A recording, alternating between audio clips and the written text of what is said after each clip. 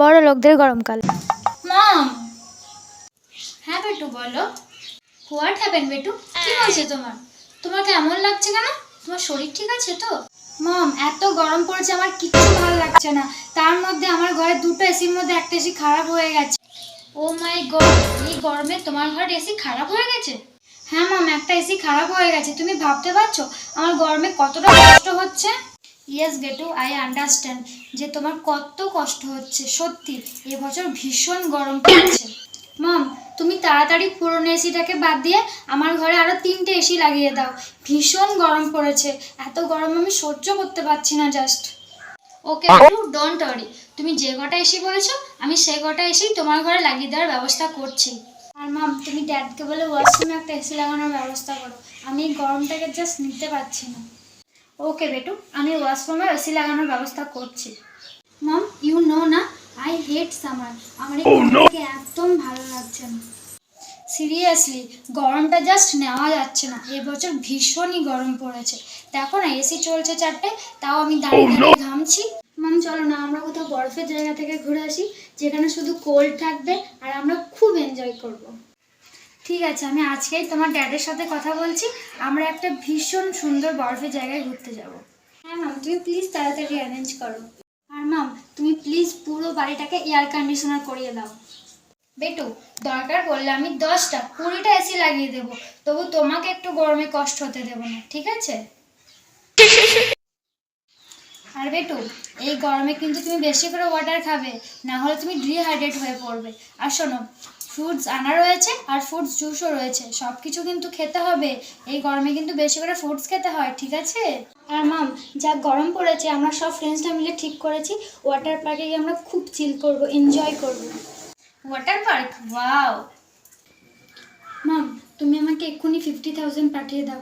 Water পার্কের পুরো টিপটা আমি আমার ফ্রেন্ডসদেরকে দেবো। Just wait. না বেটু, আমি তোমাকে 50,000 পাঠিয়ে দিয়েছি। তুমি ওয়াটার পার্কে গিয়ে চিল করো, এনজয় করো, okay? Thank you ma'am, thank you. আর ওয়াটার পার্ক থেকে যখন তুমি বাড়ি আসবে তখন দেখবে পুরো বাড়িটা এয়ার কন্ডিশনার হয়ে গেছে। ওকে মাম, ওকে বাই। Okay bye. গরিবের গরমকাল। না, এবছর একটু বেশিই গরম পড়েছে। গরমটা আর সহ্য করা যাচ্ছে না। কি গরমটাই না পড়েছে বাবা।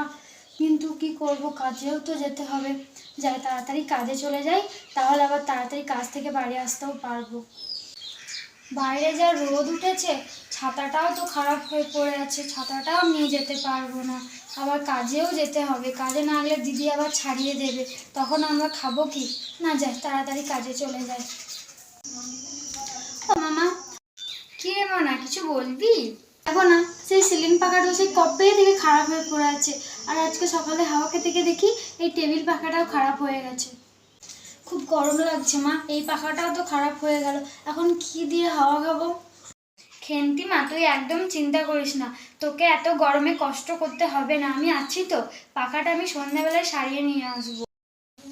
ও মা, তুমি একটা কাজ করো না, একটা নতুন পাখা নিয়ে আসো। সে আমার বন্ধুদের বাড়িতে দেখেছি, ইয়া বড় বড় পাখা, কি জোরে জোরে হাওয়া হয়। তুমি একটা ওরকম পাখা নিয়ে আসো না মা। নতুন পাখা কিনবো, তার টাকা কোথায় রে মা? নতুন পাখা তো কিনতে পারবো না, তোকে এই পাখাটাই সারাই করে দেব। আচ্ছা ঠিক আছে, নতুন পাখা আনতে হবে না, এই পাখাটাই তুমি সারিয়ে দিও। এই পাখাটাতেও খুব ভালো হাওয়া হয়। একটু মানিয়ে নে, দেখবি কদিন পরেই আমি তোকে নতুন পাখা এনে দেবো। ও মা, শোনো না, পাখাটা তো খারাপ হয়ে গেল, এখন আর হাওয়া খেতেও পারবো না। খুব গরম লাগছে আর খুব রোদও উঠেছে। আমি গিয়ে স্নান করে নেব? না রে মা, না, তুই এখন স্নান করিস না। তোর বাবা সেই রাস্তার কল থেকে 1 বালতি জল নিয়ে এসেছে, ওটা তো আমার রান্নার কাজেই লাগবে বল। তুই এখন স্নান করিস না। আবার যখন জল আসবে কলে তুই তখন স্নান করে নিস মনা। তুই যা, আমি তোর জন্য পান্তা ভাত করে রেখেছি, ওটা খেয়ে নে, দেখবি তোর আর গরম লাগবে না। কিন্তু মা, পান্তা ভাত কি দিয়ে খাবো? কালকে তো রাতে সব তরকারি খাওয়া হয়ে গেছে। কি দিয়ে খাবি? কেন মা, পান্তা ভাত পেঁয়াজ আর লঙ্কা দিয়ে খেয়ে নে, দেখবি খুব ভালো লাগবে। আচ্ছা মা, ঠিক আছে, আমি পান্তা ভাত পেঁয়াজ লঙ্কা দিয়ে খেয়ে নেব, ঠিক আছে।